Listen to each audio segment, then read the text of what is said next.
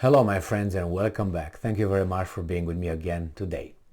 Well, I read a few books on spies and all that, and I can tell you that the main reason why a lot of people who are, how do you call it, taken to participate, to become spies or to be, agents for foreign countries, the main reason why is their dissatisfaction of their country. It's very easy to co-opt, to get one person to work for a foreign government if that person is very dissatisfied with how the things are going in his country or her country. That was one of the the easiest way, the main drives into switching sides, let's put it this way. Another big important reason, it had to be on the foundation of the first reason, was the very low pay. People felt that they are underpaid and their work was unrecognized. That means, let's say you work for an agency somewhere here in the United States and you think that you're overworked and underpaid, and you think that you should be paid more and more, your work should be recognized more on the foundation, the basis that your country, your leaders are not bringing the country in the right direction, but the adversary will bring it, or the adversary has the right view. These are the two, the pay and the dissatisfaction with your leaders are the main causes of people switching sides, as not switching sides, but at least becoming other countries' agents. Okay, so the Soviets had more success in having Americans, for instance, or Westerners switching sides, I will call it that way, switching sides or going to the other side, than these guys had. Always. The Americans and the Western countries had the ability to use technology to figure things out or to spy on the other side. Those ones, the Soviets, the ugly Soviets, the communists, always had an advantage over the Western countries through the humans. They were having spies more than the other ones had, paid spies, because their ideology was more catchy than these guys', and for the two reasons I already mentioned. So, having that taken care of, let's move now to the article. This article comes from Sputnik, and it is from the 23rd of December 2022, and it has to do with spies. Alleged Russian spy at German intel agency reportedly had access to secrets stolen by allies. So we have a alleged Russian spy in Germany caught red-handed, probably. A member of the German Foreign Intelligence Agency, BND, so he was working right there. Member of the German Foreign Intelligence, who is right in the middle of the whole, whatever you want to call that, bazaar. Agency BND, who was arrested this week on suspicion of passing secrets to Russia, had access to sensitive data collected by allies, media reported. So he was right in the middle of everything. Not like Edward Snowden. He was just a low-rank guy. He had clearances and all that. He had access to certain information, but it was a sensitive information in the Foreign Intelligence Agency.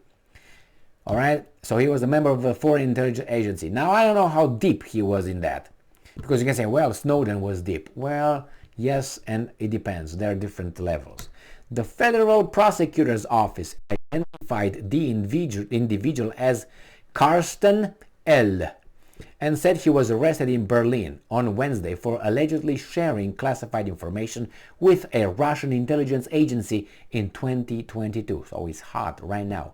He faces charges of high treason. So he's going to be or exchange like the cannabis girl, because maybe he's having a few, memberships in some protected groups, and he's going to be exchanged by another, whatever, arms dealer. German magazine Focus cited intelligence sources in Berlin as saying that Karsten appeared to be a senior analyst, so not a junior, like I'm a beginner. No, he was a senior. He was been doing this for some time, with access to sensitive information harvested by allies around the world. So you can imagine, so he was like in a hub, he was getting information, senior analyst, analyzing information, analyst, analyzing anything in Russia, whoop, take it. It's yours. Give me the money.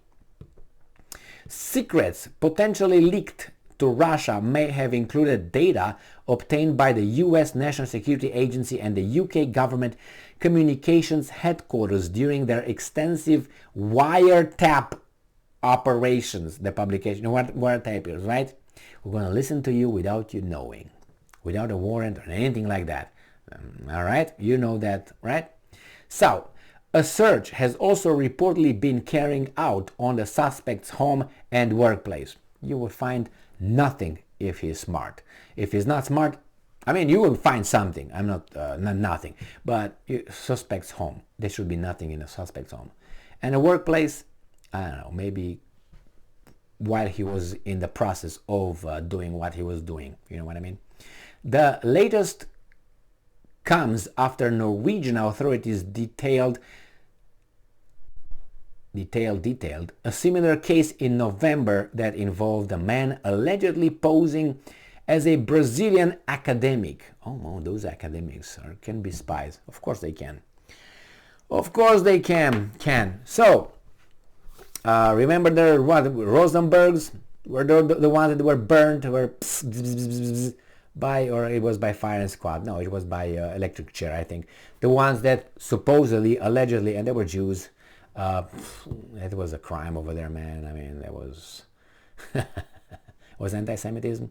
They were providing Soviet Union with secrets, atomic secrets, and so on. They were burned and so on. Anyway, those were some that I read about a lot. I mean, what is to know? You read a book and that's all you need to know. Other than that, people who tried to say, hey, didn't do anything, hey, they were this and that. I don't care anyway. They can make you, they can make me, they can make anyone they want, and they can call us whatever, agents of a foreign country with no problem. With no problem. And who's gonna verify that? My mom? Or who do you think is gonna verify that? Who do you think is gonna challenge the guy who's gonna say, hey, he's a spy and here's the evidence? They will provide the evidence.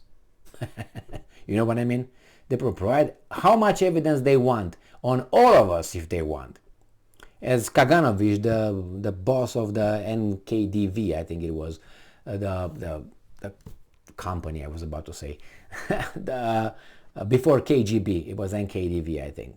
And Kaganovich was the boss, another kosher guy, just so you know.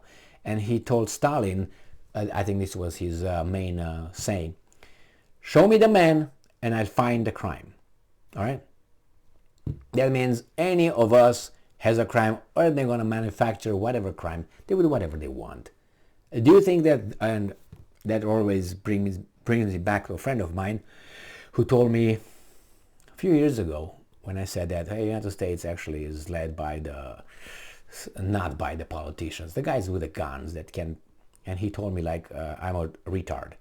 Well, he had a right to say that, but I don't know what, I might have given him the impression I'm a retard, but I think what I told him was so out of his ability to accept it that he kind of like said, what are you talking about? Americans are more sophisticated than that. Do you think, and those are the words, do you think that we are like a junta, like a South American junta?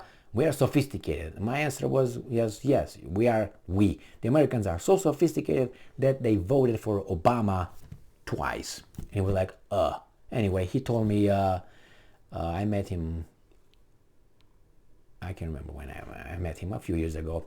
And he told me that he kind of, I don't know, I'll tell you what, he told me, but he said kind of like, when I told you something like that, I thought that you were like, out there, but then he said maybe not. Anyway, I'm not trying to put any badge of honor or smartness here.